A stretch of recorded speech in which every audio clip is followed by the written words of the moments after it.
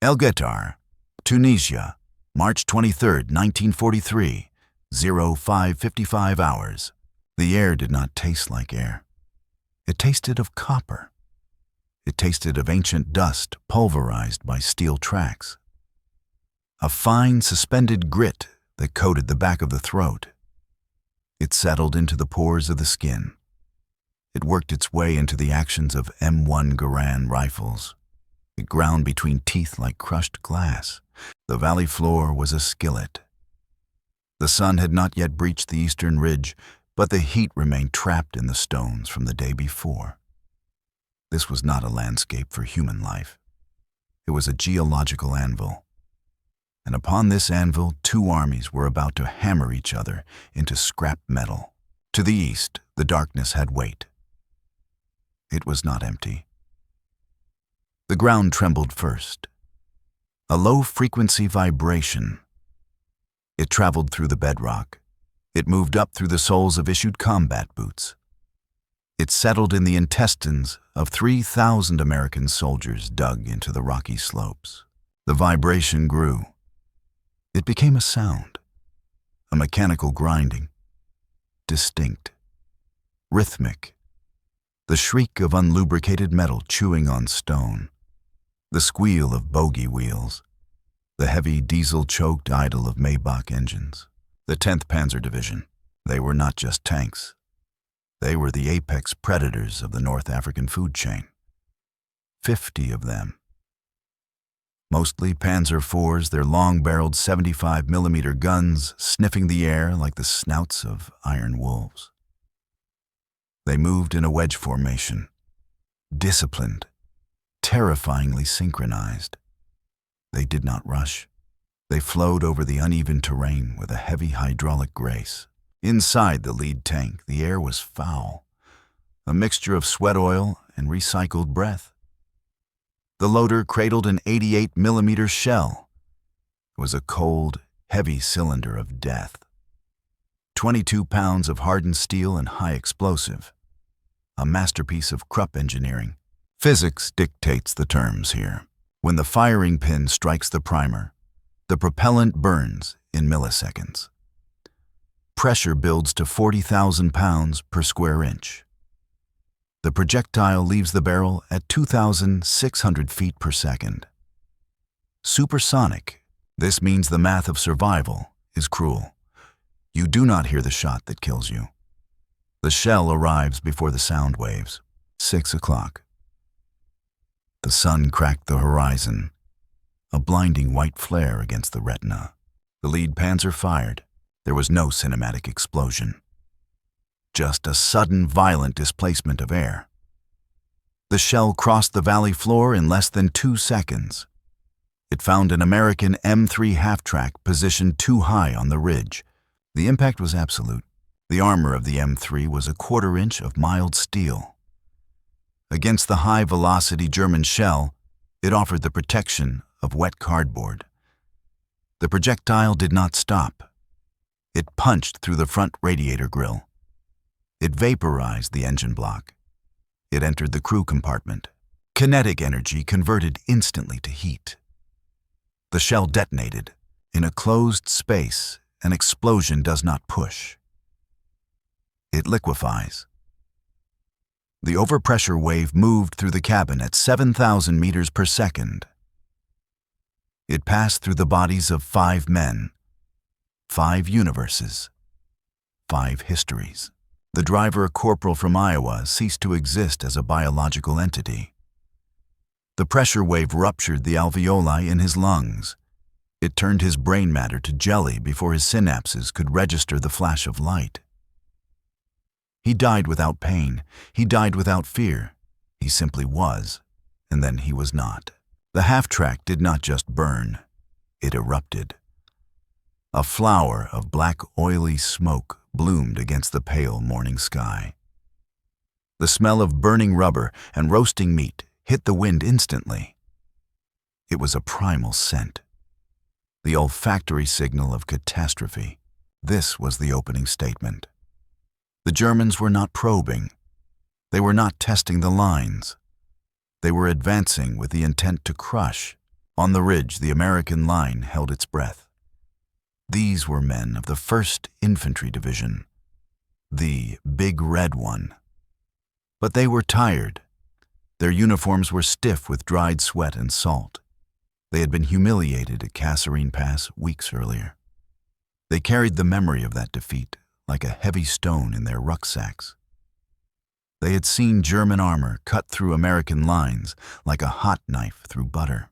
Fear is a chemical reaction. Adrenaline floods the bloodstream. Capillaries constrict, hands turn cold, vision tunnels. The auditory canal shuts down non-essential frequencies. A sergeant gripped his binoculars. His knuckles were white.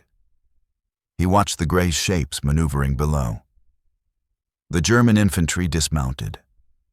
Panzer grenadiers. They moved behind the tanks, using the steel hulls as mobile shields. They wore field gray.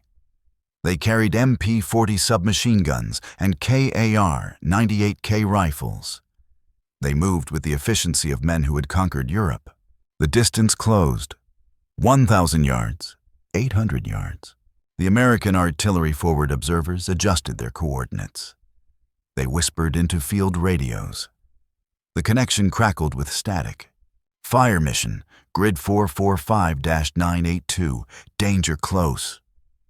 Behind the ridge miles away, the American 105mm howitzers elevated their barrels. The calculations were made. Elevation, azimuth, charge, drift. The artillerymen were not fighting a person. They were fighting math. They pulled the lanyards. The air above the valley tore open. The sound was not a bang. It was the sound of giant canvas sheets being ripped apart by the hands of a god. The shells arced high into the troposphere, stalled for a microsecond at the apex, and began their descent. Gravity took over. Down in the valley, the ground erupted. Geysers of dirt and rock shot 50 feet into the air.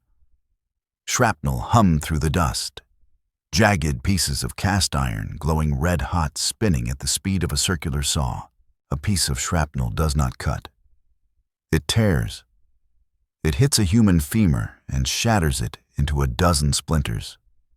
It hits a torso and tumbles pulping organs, severing arteries. The German infantry hit the dirt. They pressed their bodies into the hard, unforgiving scree.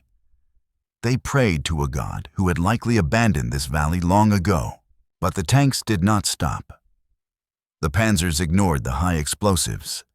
Shrapnel bounced off their sloped armor like hail off a tin roof. They kept coming. The grinding of the tracks grew louder, louder. It drowned out the screams of the wounded.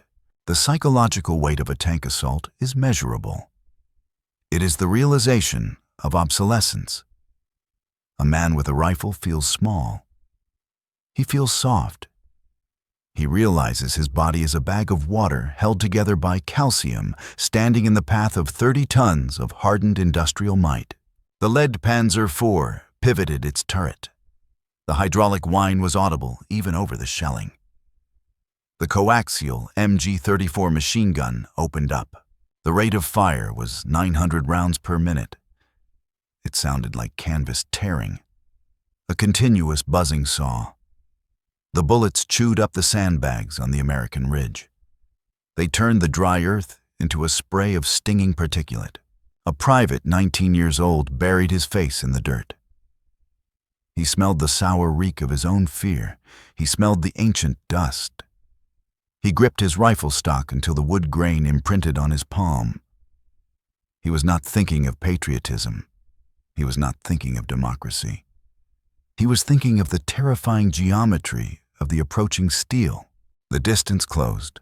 600 yards. The valley of El Guettar was no longer a geographic location. It had transformed. It was now a slaughterhouse operating at industrial capacity. The sun rose higher, indifferent to the carnage below. Its rays glinted off the brass casings littering the sand. The trap was set.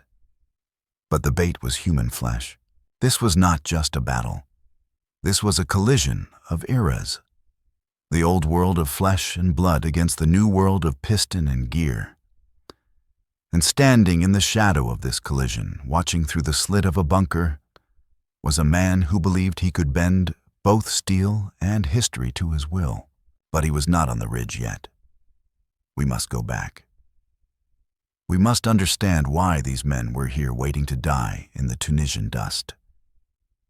We must understand the failure that birthed this morning.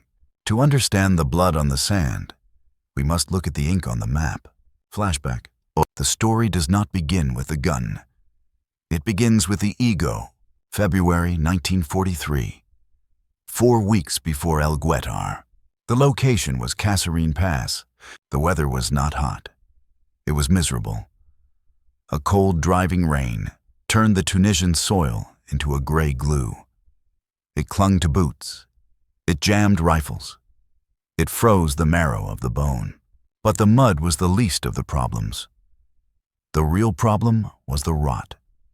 Not the rot of flesh. The rot of command. The United States Second Corps was not an army. It was a collection of civilians wearing green wool. They were soft. They were undisciplined. They were led by men who treated war like a corporate merger. Lieutenant General Lloyd Fredendall commanded the Corps. He did not lead from the front. He did not lead from the rear. He led from a hole in the ground, Speedy Valley, 80 miles behind the front lines. Fredendall had ordered the 19th Engineer Regiment to blast a massive tunnel complex into the side of a ravine. While his men slept in freezing foxholes filled with water, Fredendall slept in a heated bunker. He was obsessed with air raids. He rarely visited his troops.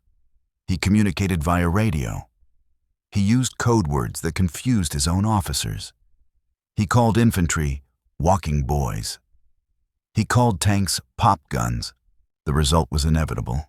When Rommel struck Kasserine on February 19th, the American defense collapsed like a wet paper bag. It was a massacre. The veteran Africa Corps cut through the inexperienced Americans with surgical precision. They isolated units. They flanked positions.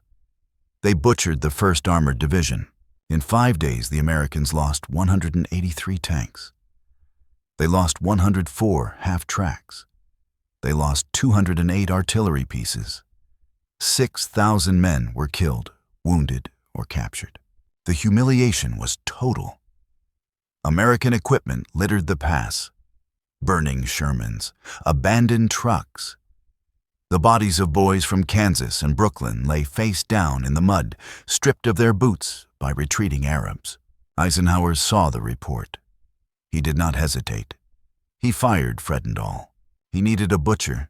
He needed a madman. He needed George S. Patton. March 6, 1943. 1000 hours. Jebel Queif, 2nd Corps headquarters. The air changed. A siren wailed. A convoy of scout cars screeched to a halt. Dust swirled. Doors slammed. Patton emerged. He did not look like a general who had been sleeping in a tunnel. He looked like Mars, the god of war, descended to Earth to punish the incompetent. His uniform was immaculate, pressed, sharp enough to cut skin. His boots were not just polished, they were mirrors. They reflected the shame of the officers standing around him. On his head, a lacquered helmet liner. On his hips, 2 revolvers. Not standard issue. A Colt .45 single-action Army and a Smith & Wesson .357 Magnum. The grips were ivory, not pearl. Patton famously said a pimp in a cheap New Orleans whorehouse wears pearl. A general wears ivory. He walked into the HQ. He did not speak. He glared. His eyes were pale blue, icy. They scanned the room. He saw unshaven faces. He saw muddy uniforms. He saw sloped shoulders. He saw defeat. A gentleman. His voice was high-pitched squeaky, contradicting his bulldog jaw.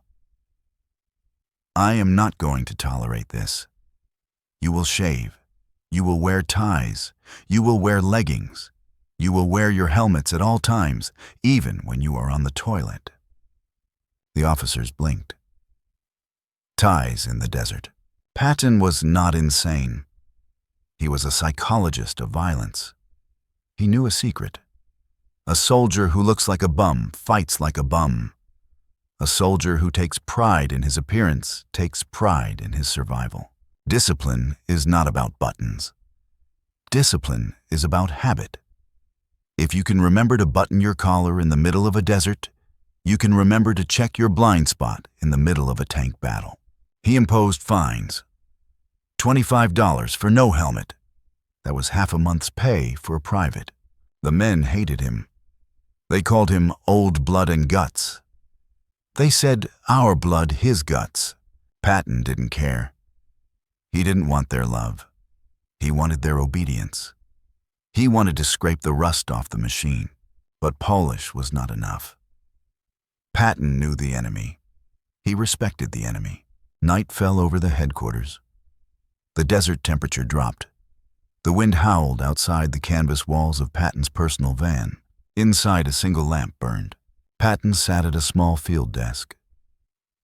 He was not drinking. He was not sleeping. He was studying. On the desk lay a book. The cover was worn. The title was in German infantry graphed on. Infantry Attacks. The author Erwin Rommel. Patton did not read it as a casual observer. He read it as a prosecutor studying the defendant's diary. He had the text translated. He annotated the margins with a red grease pencil. He traced Rommel's mind.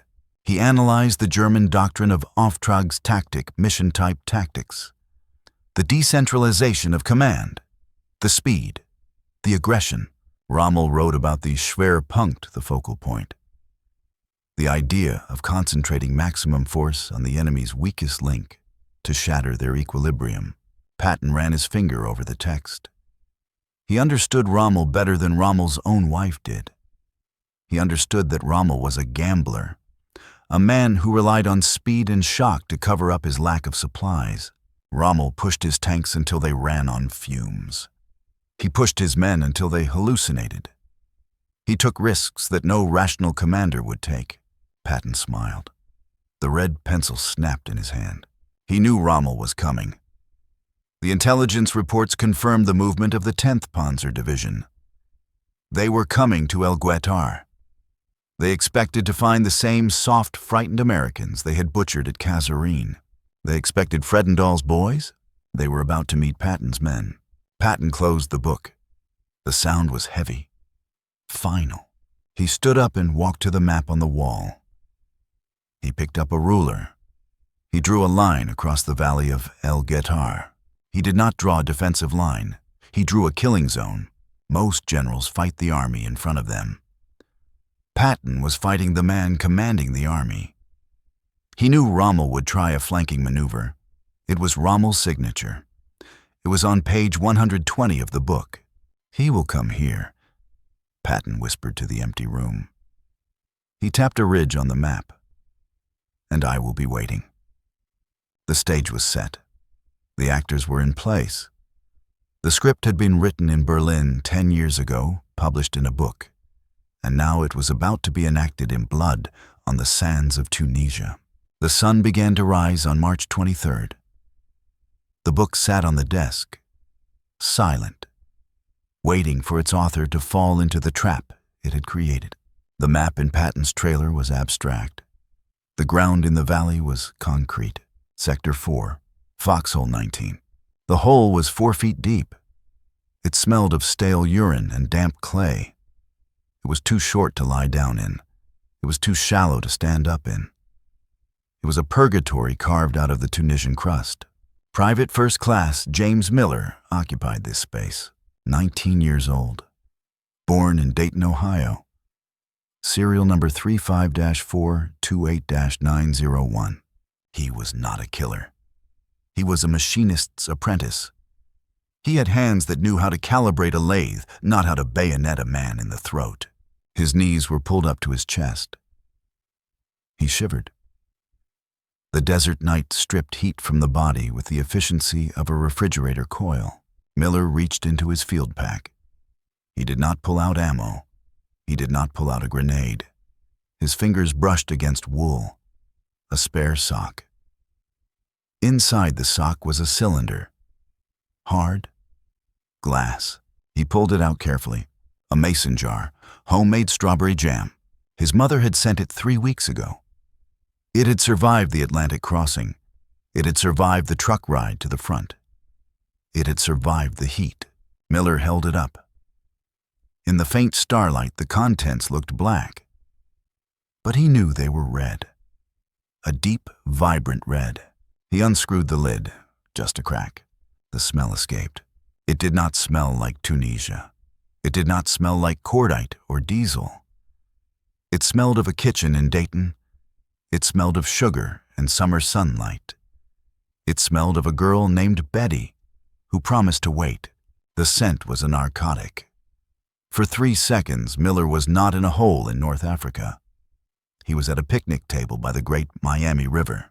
He screwed the lid back on. Tight. He did not eat it. He was saving it. For what? Victory A birthday? Or perhaps a last meal? He didn't know. He wrapped it back in the wool sock. He buried it deep in the rucksack behind his entrenching tool. He believed in the future. He believed that if the jar survived, he would survive. This was the lie. 2 miles away, behind the German lines. The reality was being prepared. The loader of a Panzer IV tank. Number 412 was not thinking about jam. He was lifting a 75mm shell from the storage rack. Type Panzergranate 39. Weight 6.8 kilograms. Composition hardened steel casing filled with cyclonite explosive. Nose armor-piercing capped ballistic cap. The German loader was 18. Younger than Miller. But he was not innocent. He had fought in France. He had fought in Russia. He knew what the shell did to human flesh inside a confined space. He slid the projectile into the breech block of the KWK-40L/43 gun. The metal clanged shut. A heavy, final sound. The mechanics of Miller's death were now loaded. Miller adjusted his helmet. The steel rim dug into his forehead. He checked his M1 Garand. The woodstock was cold. The bolt was closed. 8 rounds in the clip. He looked over the parapet of his foxhole. Darkness, silence. He thought war would be like the newsreels. Flags, trumpets, a clean shot at a distant enemy. He thought of medals. He thought of showing the medal to Betty. He did not understand the kinetic energy equation. Mass times velocity squared. The German shell waiting in the breach carried enough energy to lift a locomotive 1 inch off the ground. When that energy is transferred to a human torso, the torso does not just break. It disintegrates. Miller rubbed his hands together to generate friction, to generate heat. He felt the calluses on his palms, real skin, real blood flowing underneath. He was a universe of memories. The smell of sawdust in his father's shop, the taste of cold milk, the feeling of grass on bare feet. All of this biological complexity was fragile. It was held together by thin membranes and luck. Across the valley, an engine coughed to life. Then another. Then 50. The low rumble traveled through the ground. Miller felt it in his teeth. He stopped rubbing his hands. He looked at his watch. The radium dial glowed green. 0545. He looked at his rucksack. He thought about the jam. He wanted to open it. He wanted one taste, just one. He didn't. He grabbed his rifle. He pressed his shoulder into the dirt wall of the foxhole. The innocence was over. The physics were about to begin. 0500 hours. The sun remained trapped below the horizon. The desert was gray. A monochrome photograph of purgatory. Silence is not the absence of sound.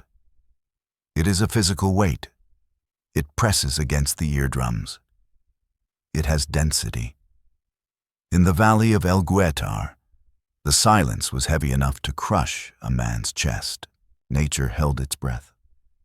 The wind died. The nocturnal insects buried themselves in the sand. They sensed the vibration before the humans did. On the American line, 3,000 men stood in their holes. They were statues carved from fatigue and anxiety. The sensory deprivation was absolute. A canteen shifted. The water inside sloshed against aluminum. Slap. The sound carried for 100 yards. It sounded like a scream. A bolt on a Browning M1919 machine gun was pulled back. Click, clack, metal on metal. The sound was crisp, dry. It signaled the end of diplomacy. Private Miller did not move. He could hear his own biology. The blood rushed through the carotid artery in his neck. It sounded like a rushing river. Whoosh, whoosh. His heart was not beating. It was hammering against his ribs. A frantic caged animal trying to escape before the cage was destroyed. He gripped the cold steel of his rifle. His sweat froze on the metal. His trigger finger was numb. Not from cold, from the redirection of blood flow to the major muscle groups. Fight or flight. There was nowhere to fly. High above the foxholes on a rocky outcrop stood the conductor of this orchestra, Lieutenant General George S. Patton. He stood alone. His staff kept a respectful distance. The air around him was ionized with tension. He raised his binoculars. Bausch and Lum, 7 by 50 magnification. The prisms were cold against his eye sockets. He scanned the eastern horizon. He did not look at the ground. He looked at the air. He was looking for the signature, 0515 hours. The light shifted. The sky turned a bruised purple, and then he saw it. It was not a vehicle. It was a disturbance in the atmosphere. A cloud. Yellow. Fine. It rose from the valley floor like cigarette smoke in a still room. But it did not dissipate. It thickened. It churned. It was not the wind. Wind is chaotic. Wind is random. This dust was geometric. It moved in straight lines. It possessed purpose. It was the specific telltale dust signature of heavy tracks churning soft silica. Patton adjusted the focus wheel. The image sharpened. At the base of the dust cloud, dark shapes emerged. Rectangular, hard. They absorbed the faint morning light. They did not reflect it. The 10th Panzer Division. They were moving exactly as the book said they would. They were not attacking the center. They were sliding to the right. They were seeking the flank. They were looking for the throat. Patton lowered the binoculars. The leather strap hung heavy around his neck. A smile touched the corner of his mouth. It was not a smile of joy. It was the smile of a chess master who sees his opponent make the predicted fatal move. He turned to his aide, Brigadier General Hugh Gaffey. "They are coming," Patton said. His voice was low. No shouting, no speeches. "They are right on time." The waiting was the torture. The knowing was the release. Down in the valley, the vibration increased. It moved from the soles of the boots to the base of the spine. The pebbles on the edge of Miller's foxhole began to dance. A tiny, rhythmic seizure. The silence shattered, not with a bang, but with a roar. The collective displacement of air by 50 by 12 Maybach engines revving in unison. The suspense evaporated. The reality rushed in to fill the void. The omen had passed. The beast was here, 6 1-hours. The laws of thermodynamics assert that energy cannot be created or destroyed. It can only change form. In the valley of El Guettar, chemical energy became kinetic energy. Kinetic energy became thermal energy. Thermal energy became death. The first shell did not look like a projectile. It looked like a streak of absence, a distortion in the light.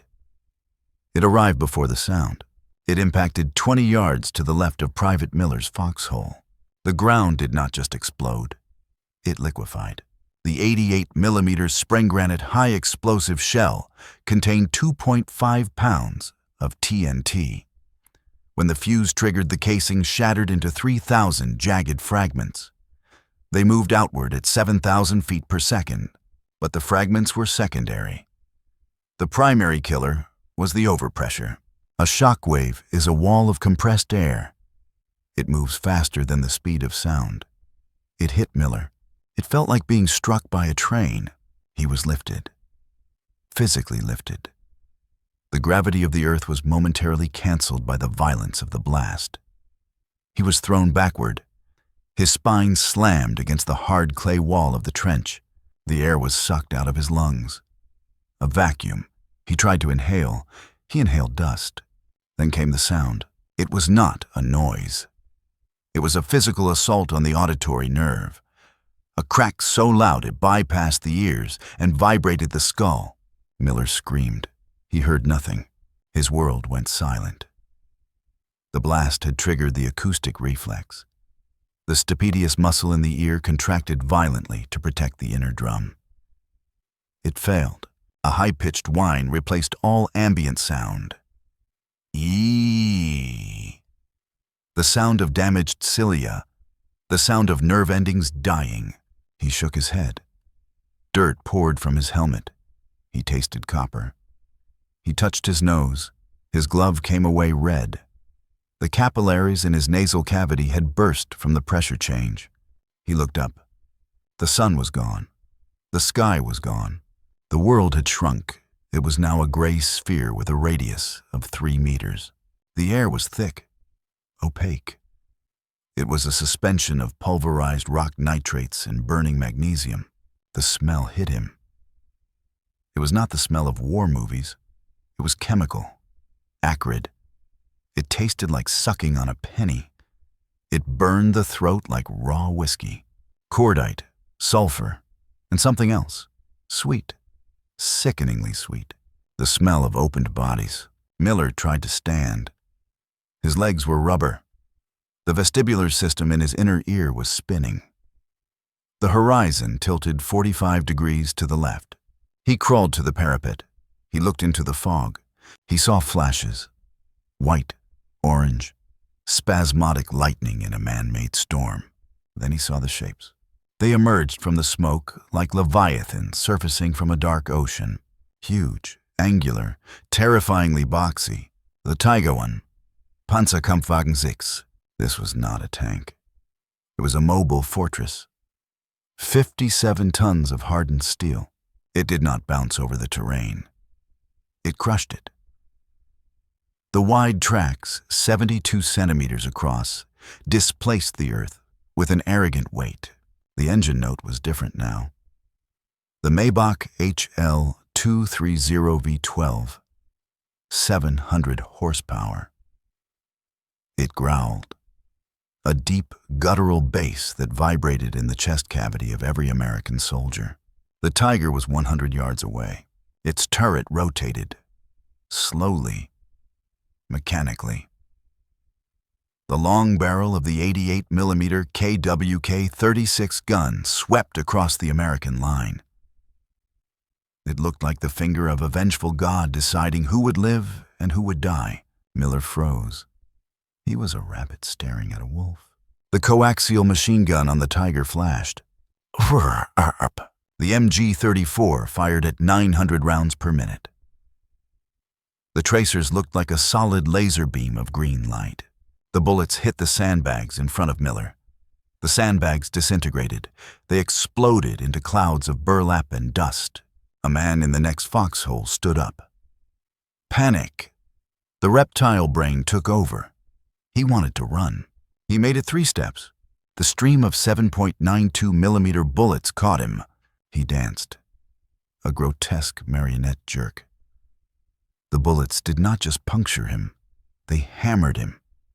They spun him around. His canteen exploded. His helmet flew off. He fell. He did not get up.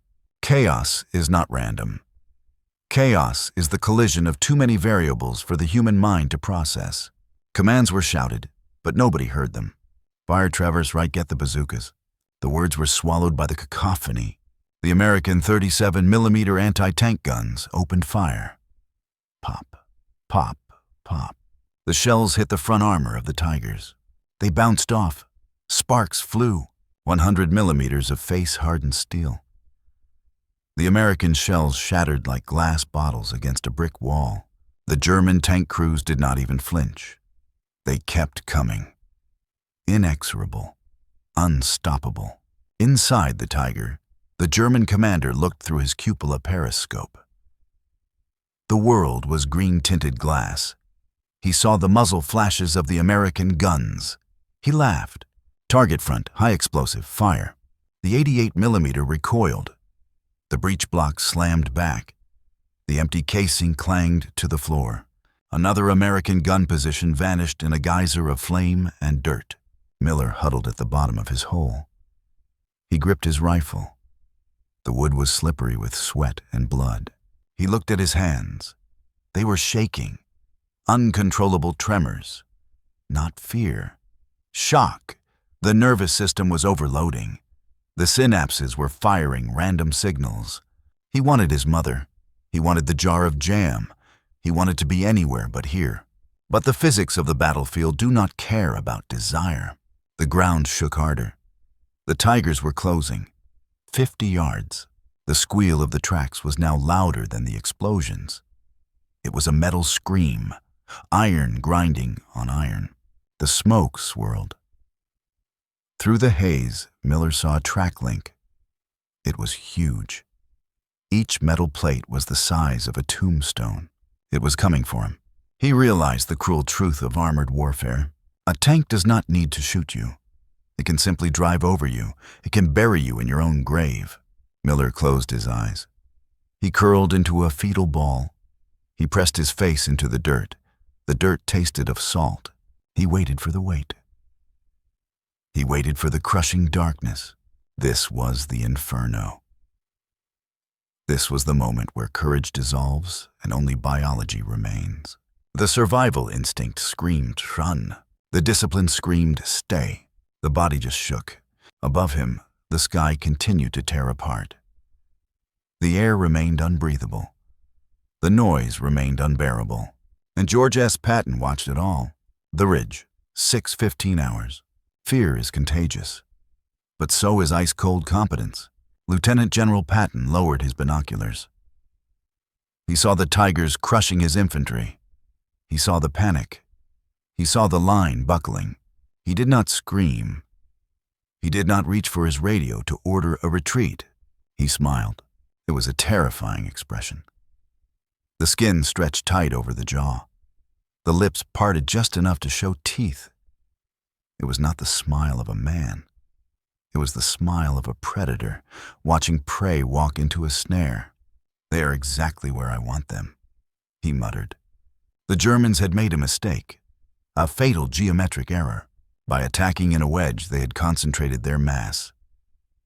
They were a dense target, and they were now within range of the deadliest weapon in the American arsenal. Not the tank, the artillery. Patton turned to his artillery commander. Crush them! The order traveled down the wire. It reached the 5th and 17th Field Artillery Battalions. 36 guns. 155mm long toms. These were not precision instruments. They were sledgehammers. The gunners pulled the lanyards. The physics of the battlefield shifted vertical. The shells did not fly flat. They climbed. They ascended to 20,000 feet. They touched the edge of the stratosphere. Then they stalled. Gravity took the controls. The shells fell. They accelerated to terminal velocity. They were no longer projectiles. They were meteors. Down in the valley, the German tank commanders felt safe behind their frontal armor. 100mm of Krupp steel. Invincible. They forgot the roof. The top armor of a Tiger I is 25mm thick. An inch. The American shells were falling at an angle of 80 degrees. They were not hitting the shield. They were hitting the skull. The first shell struck the turret roof of the lead Tiger. There was no bounce. There was no spark. The 95-pound projectile smashed through the thin steel plate like a hammer through plywood. It entered the fighting compartment. It detonated. The inside of a tank is a confined space filled with volatile materials. High-octane fuel, cordite propellant bags, hydraulic fluid, human flesh. The explosion created an overpressure of 300 atmospheres. The temperature spiked to 3,000 degrees Celsius instantly. This is not fire. This is plasma. The crew did not burn. They sublimated. The water in their bodies turned to steam instantly. The expansion was so violent, it blew the hatches open. A pillar of fire shot 30 feet into the air. A blowtorch venting the pressure of hell. Then the ammunition cooked off. 72 rounds of 88mm shells inside the racks detonated in a chain reaction. The laws of physics gave up. The 57-ton turret, the weight of 3 city buses, was lifted off the hull. It flipped in the air. It landed upside down in the sand, 20 meters away. The hull remained, a hollow burning iron coffin. Then another shell hit, and another. The valley floor became a drum. The rhythm was constant, relentless, staccato, crash, crash, crash. The German formation broke. The order and discipline evaporated. The panzers tried to reverse. They tried to turn, but the tracks churned in the loose sand. The engines overheated. The barrage was a mathematical grid, a walking wall of explosions. A shell landed between 2 Panzer IVs. The blast wave stripped the infantry riding on the back. They were erased. 1 second men, the next red mist and rags. Patton watched from the ridge. He lit a cigar. His hand did not shake. "Look at them," he said. "They are burning like kindling." This was not war. This was industrial processing. The Germans were the raw material. The artillery was the machine. The product was scrap metal and corpses. In 30 minutes, the landscape changed. 30 German tanks were burning.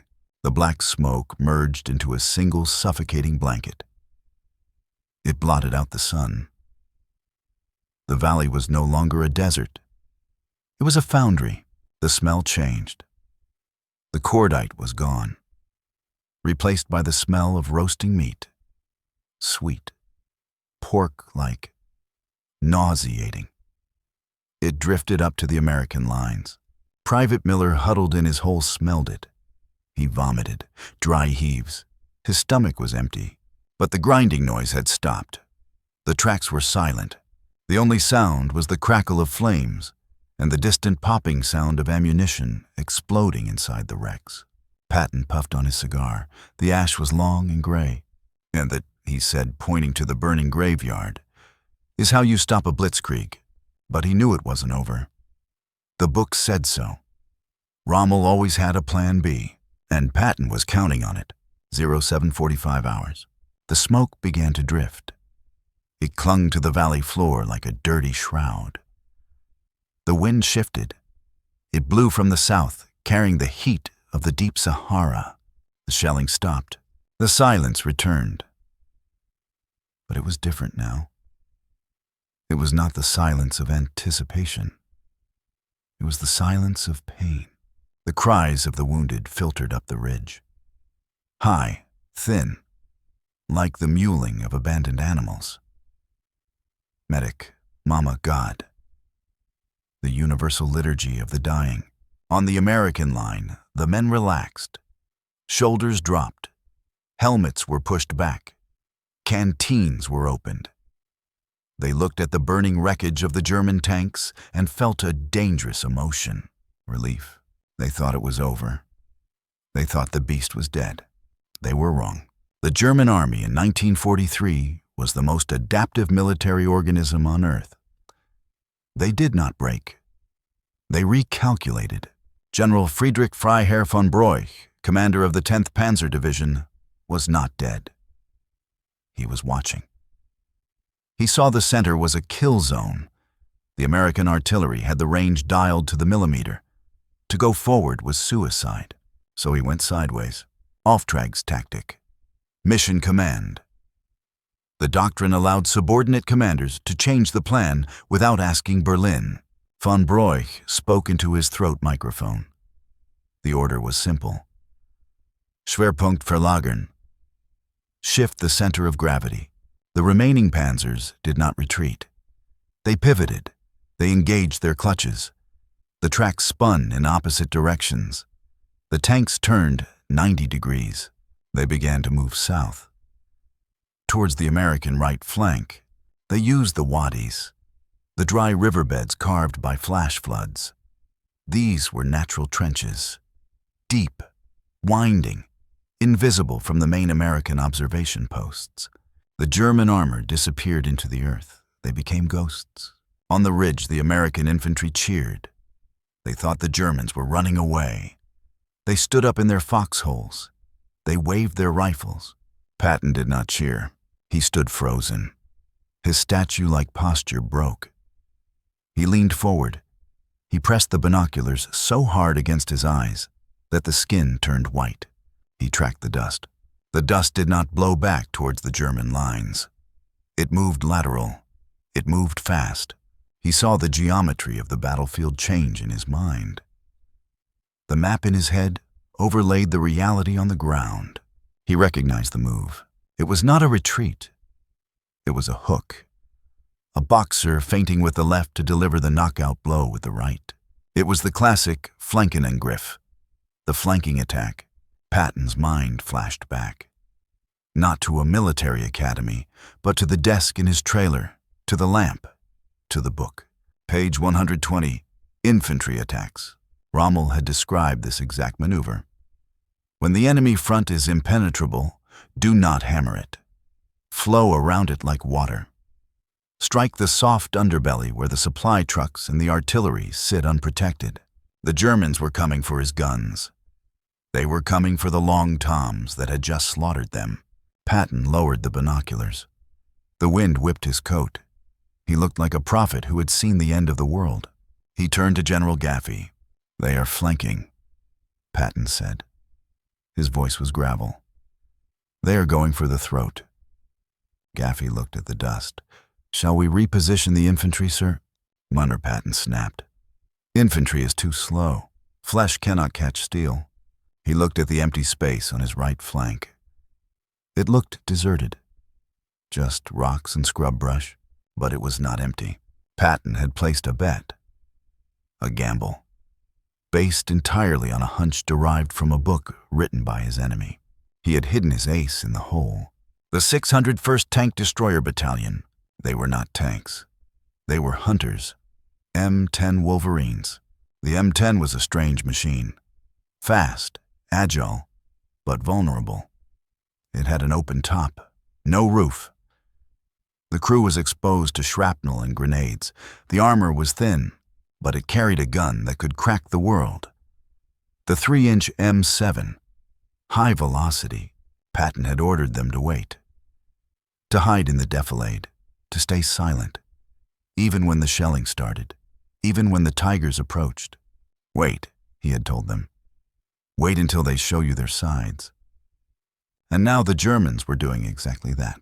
By flanking, the panzers were exposing their lateral armor to the hidden American positions.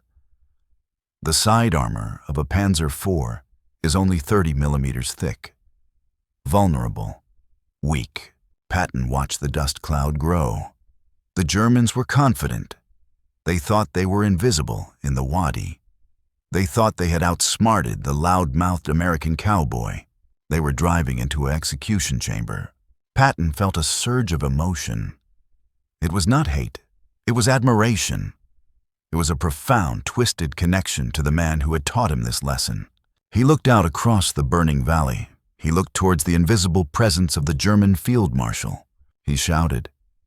The sound tore from his throat. "Rommel, you magnificent bastard, I read your book." The words hung in the air. A declaration of love and war. Acknowledging the teacher while killing the student. The trap was sprung. "Signal the 601st. Patton ordered. "Open fire. Down in the hidden wadis on the right flank, The camouflage nets were thrown back. Engines roared to life. 2 diesel engines per vehicle, a distinct throaty growl. The M10 Wolverines surged up the berms. They adopted the hull-down position.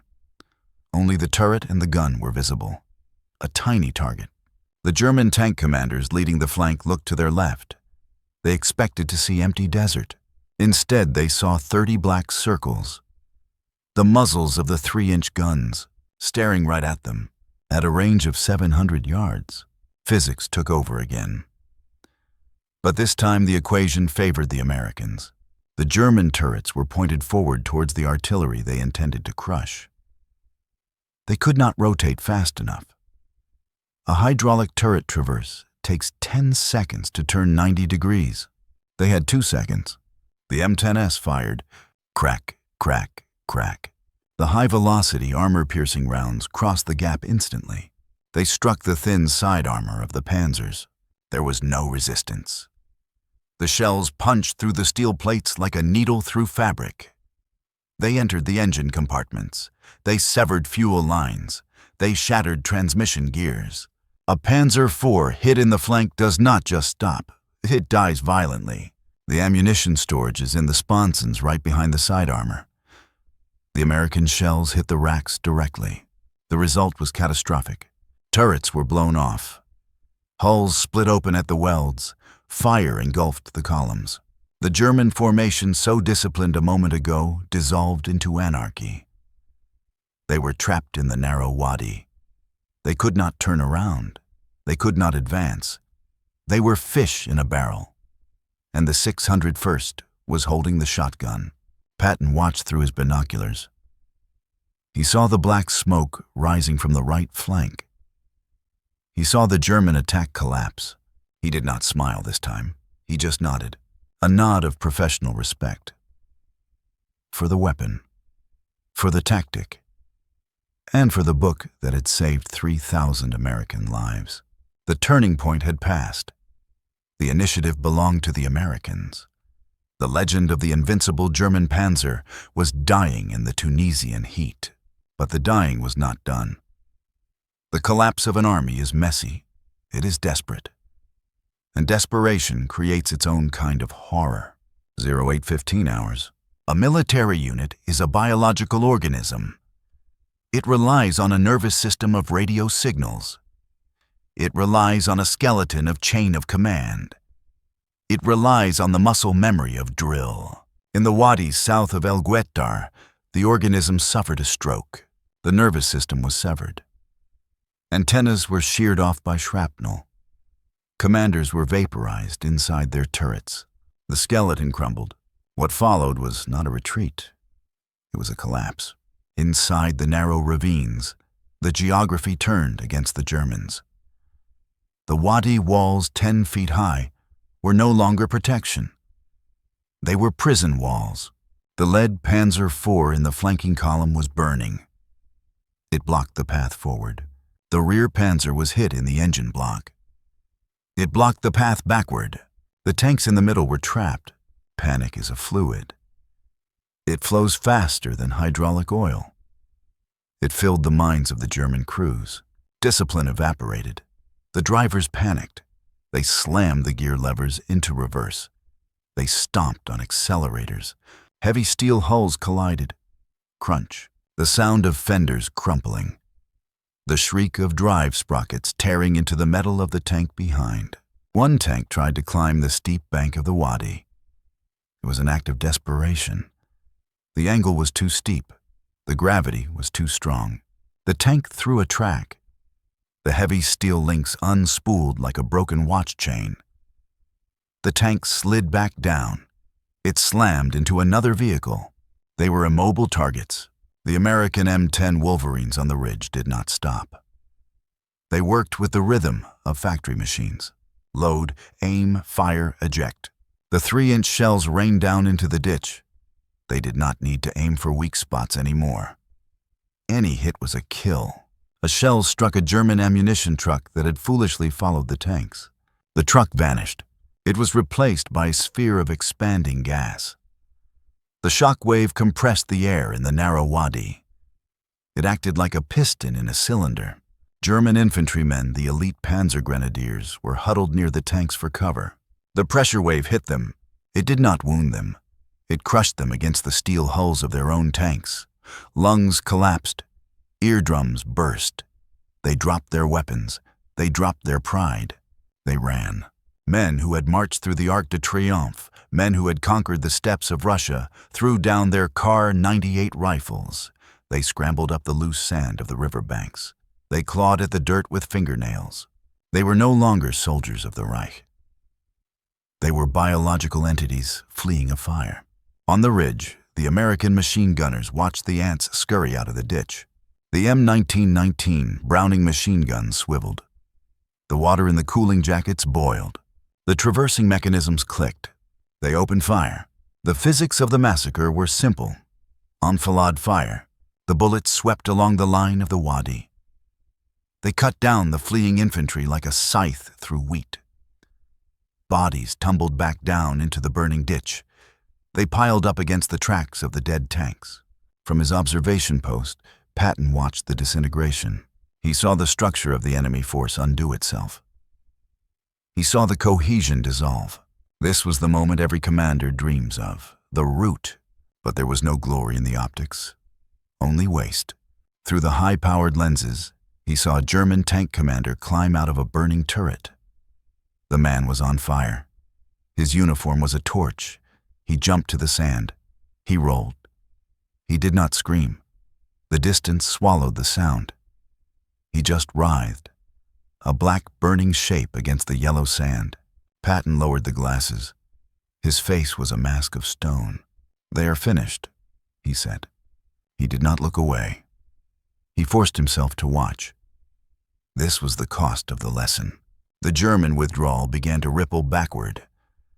The units that were not trapped turned around. They abandoned the attack. They abandoned their comrades in the Wadi, the Afrika Korps. The legendary force that had terrorized the British for 2 years was broken, not by superior numbers, not by superior tanks, but by a trap set by a man who had read their playbook. 9 o'clock. The guns began to fall silent. The targets were all destroyed. The Wadi was a graveyard, a twisted sculpture of smoking metal. 20 tanks, 30 half-tracks, hundreds of bodies. The smoke rose in a vertical column unbothered by the wind. It marked the spot on the map where the myth of German invincibility had died. The Americans on the ridge did not cheer anymore. The adrenaline had faded. The reality of what they had done settled in. They looked at their hands, black with gunpowder. They looked at the barrels of their guns, blistered paint. They were alive. That was the only statistic that mattered. But down in the valley, the killing had stopped, but the suffering had not. The collapse of the army left behind the wreckage of the individual. 1,000 hours. The noise died, but the silence did not live. The acoustic violence of the last 4 hours left a vacuum. The ears of the survivors rang, a high-pitched neurological phantom sound. Tinnitus. It masked the wind. It masked the groans. The valley of El Guettar began to cool. Thermodynamics reversed. The steel barrels of the 155mm guns expanded by heat began to contract. Tick. The sound was small, rhythmic. Tick, tick. It came from the valley floor, from the carcasses of the Panzer IVs and Tigers. Thousands of tons of superheated iron radiating heat back into the atmosphere. The metal groaned as it shrank. It was the sound of a mechanical graveyard settling into the earth. The smoke did not clear. It hung low, a ceiling of soot. It filtered the sunlight, turning the day into a sepia-toned nightmare. The scavengers arrived. Not birds, flies. They appeared from nowhere. Millions of them, drawn by the scent of exposed organic matter. They landed on the faces of the dead. They crawled into open mouths. They did not distinguish between a corporal from Kansas and a Feldwebel from Munich. To the fly, it was all protein. Sector 4. Foxhole 19. The war was over for the 1st Infantry Division. They were climbing out of their holes. They were lighting cigarettes with shaking hands. They were checking their bodies for holes they hadn't felt yet. But Foxhole 19 was still. A medic approached. He slid down the dirt ramp. He saw the boots first. Standard issue U.S. Army combat boots. Laced tight. Toes pointing inward. Private First Class James Miller sat in the corner. He looked intact. No missing limbs. No blood on his face. His eyes were open. They stared at the dirt wall 3 inches from his nose. The medic touched his neck. Cold. The physics of the blast wave. It had passed over the foxhole. The overpressure had skipped the trench, but a single piece of shrapnel size of a coin had ricocheted. It had entered under the rim of the helmet. Into the temple. A clean surgical entry. No exit. The brain had simply stopped. The medic sighed. He reached for the dog tags. Then he saw the rucksack. It had been torn open by the same shrapnel burst. The contents were spilled on the floor of the hole. A wool sock, soaked, not with blood, with something darker, thicker. Glass shards glinted in the dust. A mason jar. The strawberry jam. It had exploded. The preserve cooked by Miller's mother in a kitchen in Ohio was splattered across the dirt. It coated Miller's boots. It pooled around his dead hand. The medic stared. The juxtaposition was nauseating. The smell of a death feces and copper was mixed with the smell of sweet cooked fruit. A line of ants had already formed. They marched over the rim of the foxhole. They marched over the dead boy's rifle. They headed for the sugar. They marched through the jam. Then they marched through the blood pooling from Miller's ear. Sugar and hemoglobin, fuel for the colony. The medic turned away. He vomited. Down in the wadi, the scene was industrial. The American recovery teams were already moving in. Bulldozers. They pushed the wreckage aside to clear the road. A bulldozer blade hit a burnt German half-track. It scraped the charred metal. The sound was like a scream. Inside the half-track, 4 shapes sat in the seats. They were black, carbonized, shrunk to 2/3 human size. The fire had burned away the water and the fat. Only the carbon skeleton remained. One of them still held a steering wheel. The wheel had melted onto his hand bones. Man and machine fused into a single sculpture of modern art. Patton drove down into the valley. He stood in his scout car. He passed the burning tigers. He passed the twisted wadi. He did not look at the faces of the dead. He looked at the wreckage of the equipment. He counted the tanks. 32. He nodded. The math worked, but he stopped near a crater. A German officer lay on his back. His uniform was torn. His chest was a ruin. Patton looked down. The wind blew a piece of paper across the sand. A photograph. It had fallen from the German's tunic. Patton signaled his driver to stop. He looked at the photo in the sand. A woman, 2 children, standing in front of a linden tree, smiling. The ink was fading in the relentless sun. Patton stared at it for a long moment. His blue eyes were unreadable. He did not pick it up. He did not say a prayer. "Drive on," he said. The scout car crunched over the debris. The tire track ran over the photograph. It buried the smiling woman and the children in the Tunisian sand. As evening approached, the fires in the tanks did not go out. The fuel tanks were full. The rubber on the road wheels smoldered. The sun dropped below the horizon. The valley glowed. Hundreds of fires dotted the darkness, like candles in a cathedral. But these candles smelled of diesel and flesh. They were the beacons of the dead, lighting the way to nowhere. The battle was won. The history books would record the victory. They would record the tactical brilliance. They would not record the ants in the strawberry jam. Midnight. The desert was cold again. The transition from furnace to freezer took only 2 hours. The sand lost its heat. The metal carcasses of the tanks cooled until they stopped ticking. Silence reclaimed the valley. General Patton sat in his command trailer. The canvas walls flapped gently in the wind. The sound was like a heartbeat. Thump, thump. He poured a drink. Bourbon. Neat. The amber liquid swirled in the glass. He was the victor. He had done the impossible. He had stopped the 10th Panzer Division cold. He had outmaneuvered the master. He looked at the book on his desk. Infantry attacks. It lay there like a religious artifact. The spine was broken. The pages were dog-eared. It was the grimoire that had summoned this victory. A knock on the doorframe. Enter. Colonel Monk Dixon, his G2 intelligence officer, stepped in. He looked tired. He held a piece of yellow teletype paper. A decoded intercept. Ultra. General, Dixon said. His voice was hesitant. We have confirmation from Cairo and London. Patton swirled his drink. Confirmation of what? The total destruction of their armor. No, sir. Confirmation regarding Field Marshal Rommel. Patton leaned forward. The light from the lamp cast deep shadows in his eye sockets. What about him? Is he dead? Did he commit suicide? Dixon placed the paper on the desk. He smoothed it out. He wasn't there, sir. The silence in the trailer became absolute. Patton stared at the paper.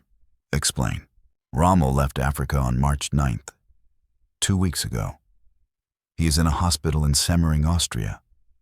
Nasal diphtheria, exhaustion. He was flown out on Hitler's orders. Patton did not move. The information processed slowly. He had stood on the ridge. He had shouted Rommel's name. He had felt the presence of the desert fox across the valley. He had dueled him move for move. But the duel was a hallucination. The tank commanders in the burning panzers, they were following orders left behind by a ghost. The flank attack. It was a reflex. A muscle memory of an army trained by a man who was now sleeping in clean sheets in the Austrian Alps. Patton stood up. He walked to the map. He felt a strange emotion, not anger, not disappointment. Oh, he realized the terrifying truth of ideas. Flesh is weak. Flesh gets sick. Flesh burns in a tank. Flesh flies home to Austria. But an idea is bulletproof. Rommel had codified his violence into a book. He had taught his subordinates to think like him, to kill like him, to die like him. Patton had not fought a man. He had fought a philosophy.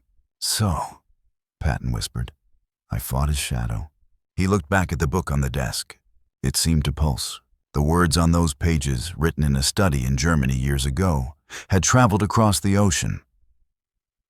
They had entered Patton's mind. They had directed the movement of the American guns. The book had killed the Germans. Rommel's own thoughts, filtered through Patton's brain, had destroyed Rommel's own army. It was a perfect cannibalistic loop. Sir, Dixon asked, do you want to release this to the press that we beat von Arnim, not Rommel? Patton turned. The ice in his eyes was back. No, we beat Rommel. We beat his soul. The body is irrelevant.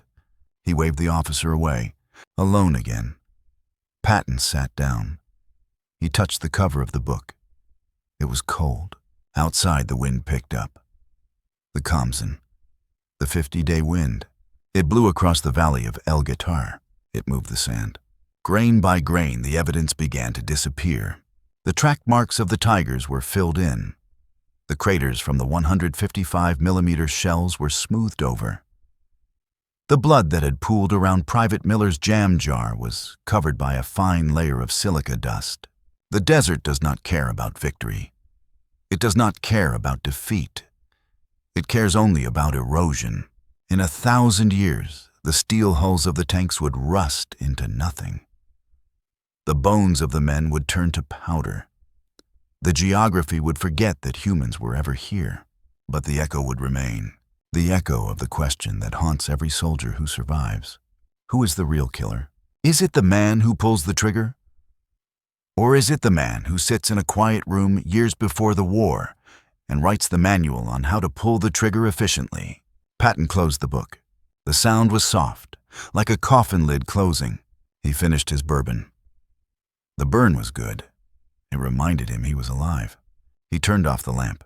Darkness took the trailer. Darkness took the valley. Somewhere in the distance, a jackal howled. It had found the feast. The war would go on. Sicily, Normandy, the Bulge. More books would be written. More names would be carved into stone. But tonight, in the cold Tunisian dark, two ghosts sat at a chessboard. One was drinking bourbon. The other was sleeping in Austria. And between them, the pawns lay broken in the sand.